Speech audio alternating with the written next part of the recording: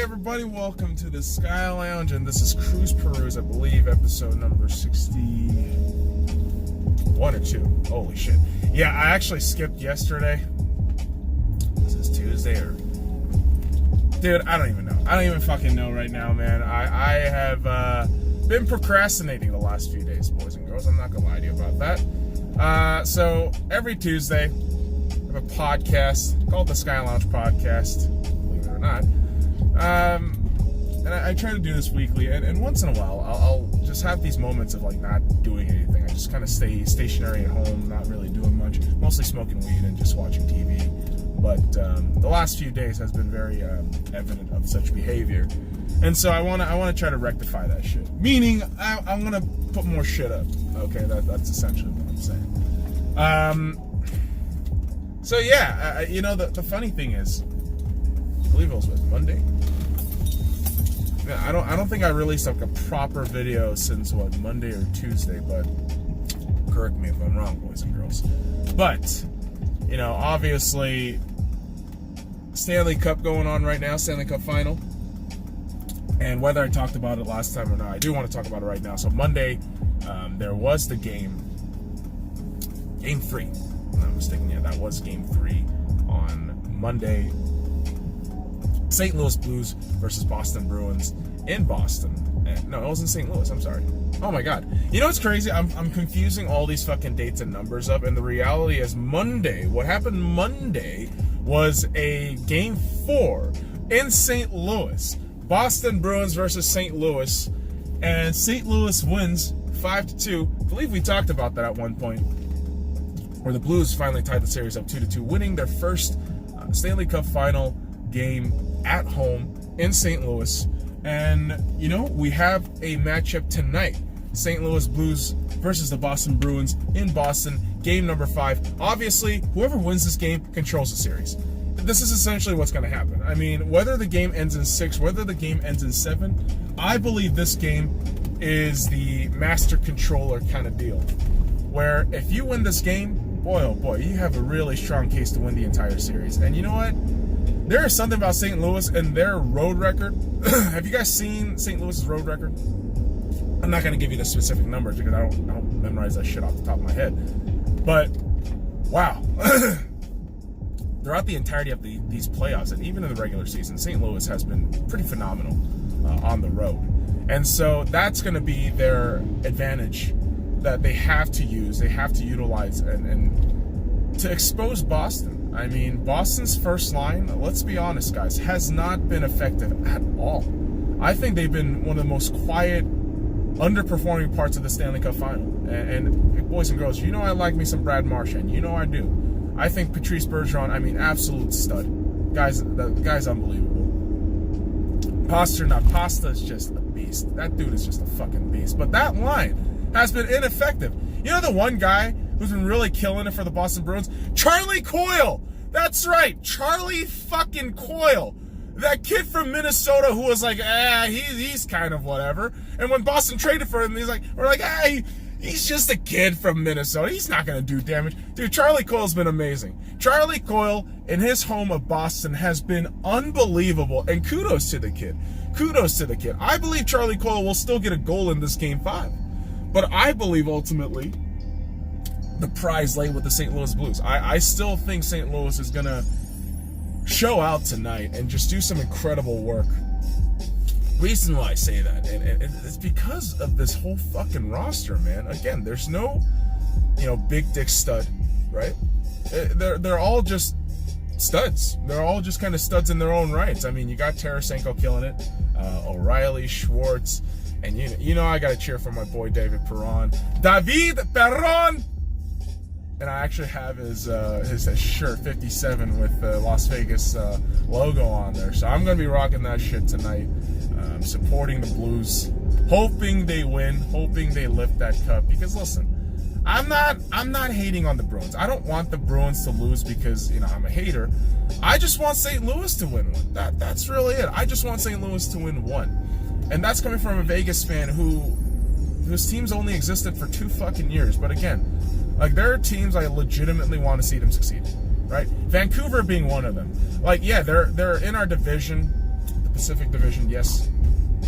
And, you know, there should be more of a bitter rivalry, but like, to me, there's not. I think there's like too many heartbreaks in Vancouver where I would say, man, this team seriously deserves a lot more than the dick punch it's been, you know, getting throughout its entire history. And I know my puppy's in the back witnessing all this shit going on firsthand. But yeah, St. Louis is one of those teams where I want them to win. I want them to have something nice happen to them. So, with all that being said, best of luck to both teams, really. It's been a hell of a series. And by 4 games, we're tied 2-2. A lot of people thought this was going to be a one-sided Boston affair, but let me tell you what, this is probably one of the most entertaining fucking things going on right now. Obviously, Stanley Cup Final, it's do or die mode, right, boys and girls? It's absolutely do or die mode. And on the other side, we do have another final that is surprisingly bringing a lot of dramatic contention and a lot of conflict, and that is the NBA Finals, boys and girls. That's right, we're talking about the NBA Finals. Last night, Game 3 at the Oracle Arena in Oakland. Okay, that's in Oakland, motherfucker. Look that shit up.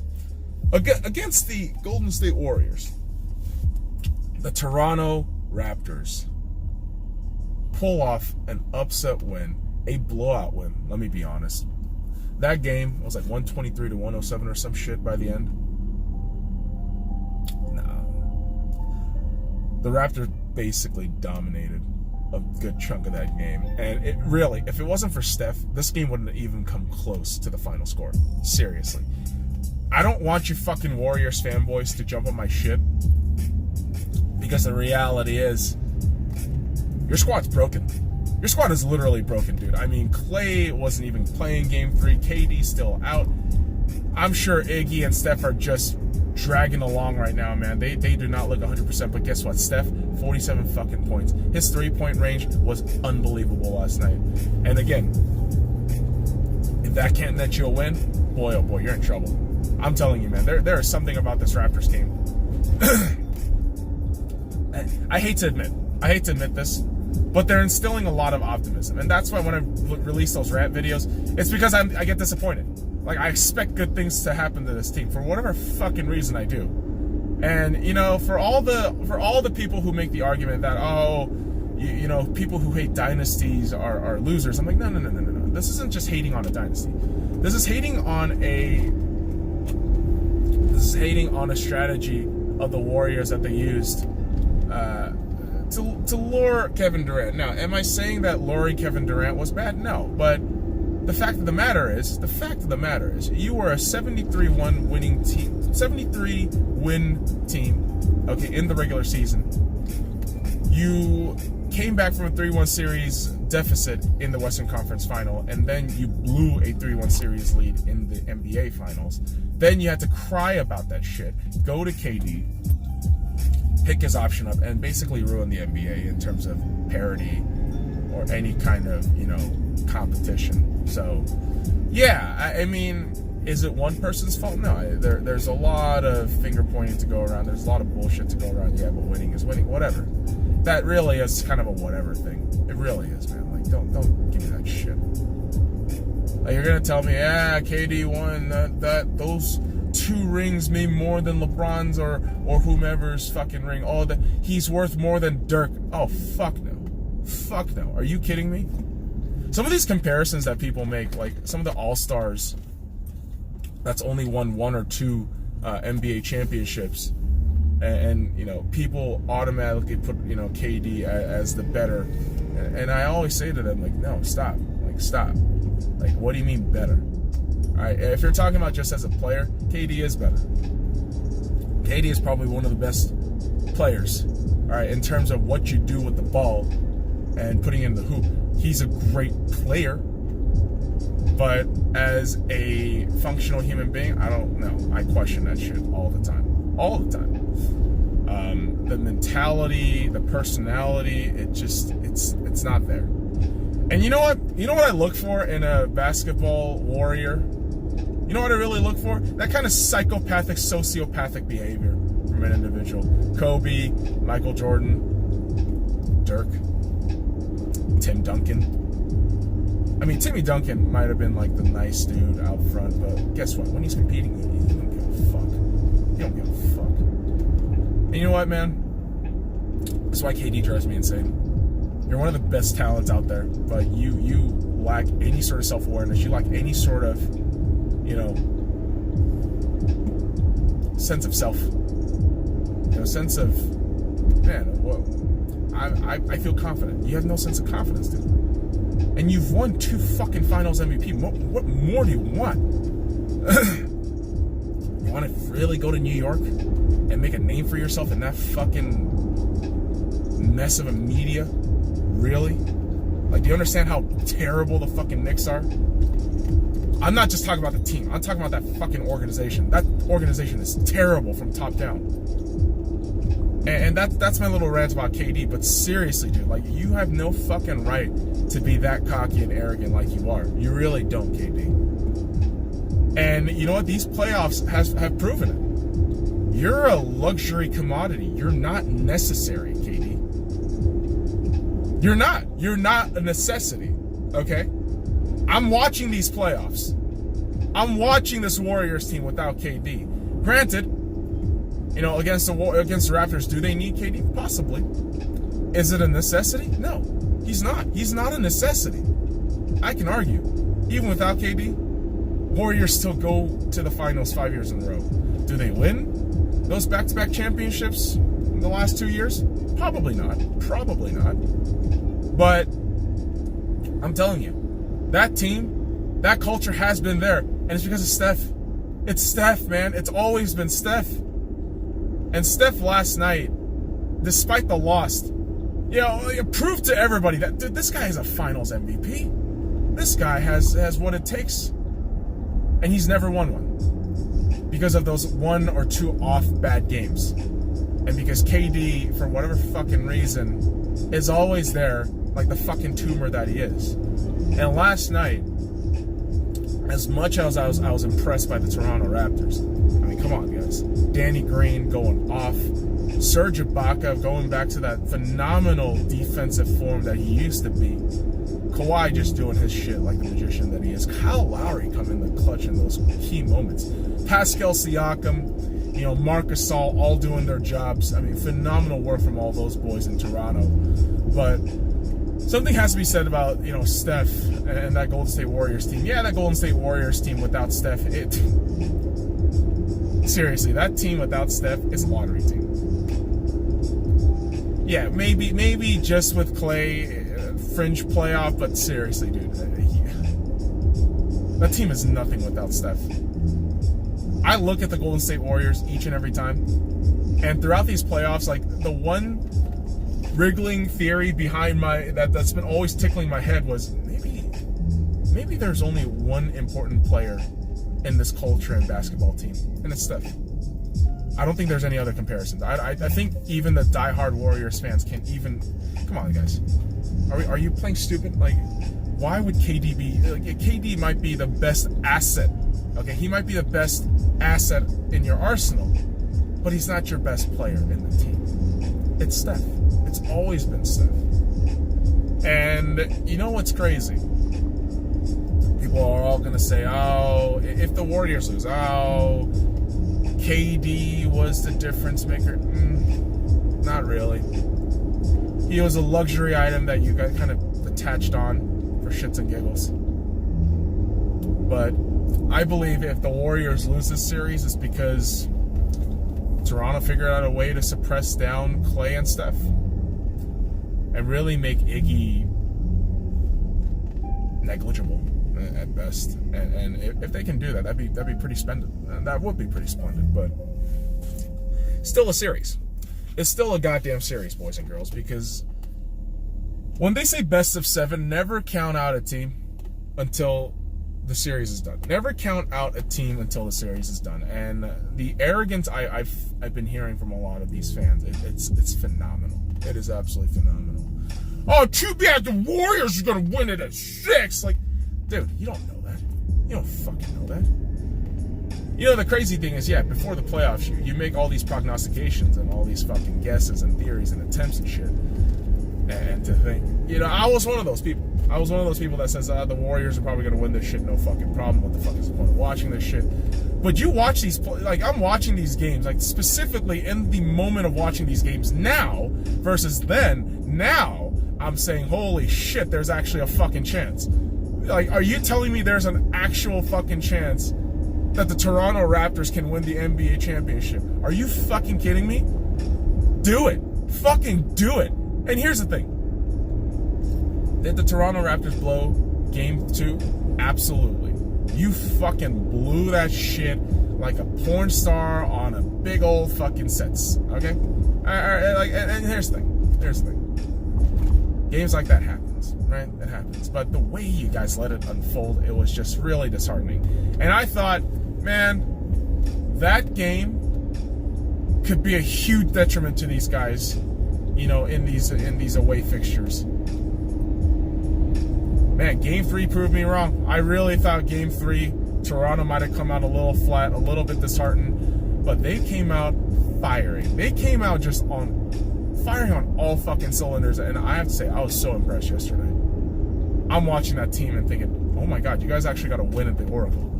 You understand how hard it is to win at the Oracle?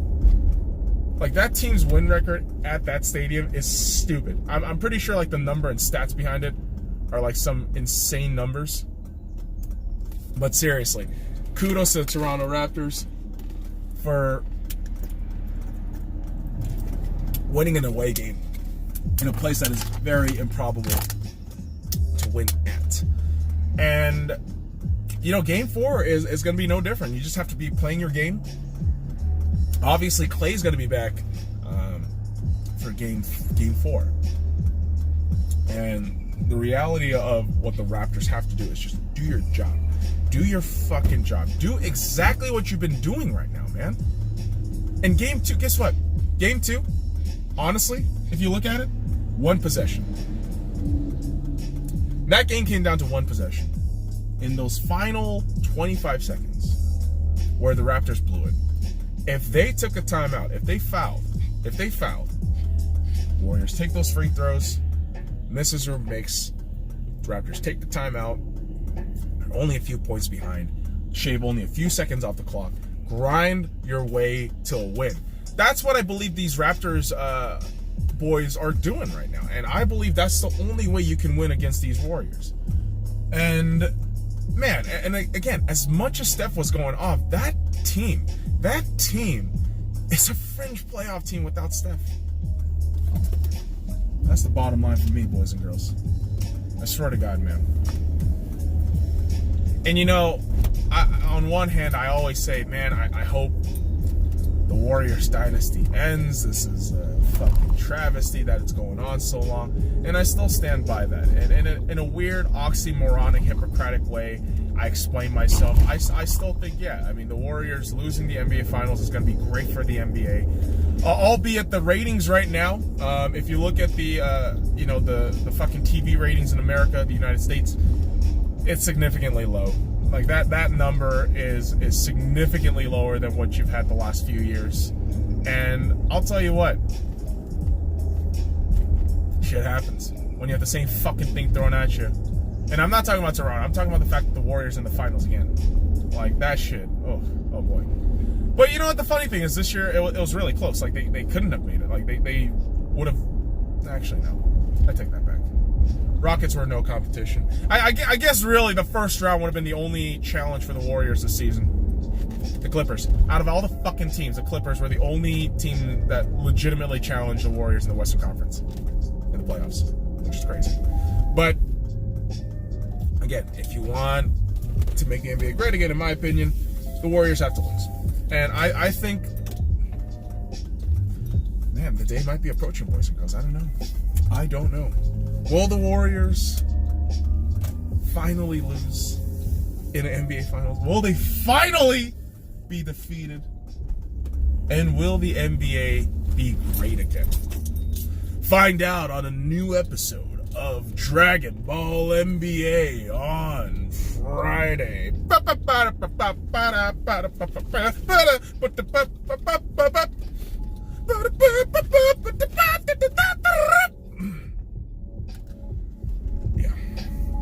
NBA action gets me excited. NBA action. It's fantastic. Ooh-wee. My voice is going through puberty, boys and girls. So follow me at the Sky Lounge and all the links in the description below. Like, comment, subscribe for more daily contents from me and the puppies wagging their tails. Ah, shake a tail feather. Fuck off.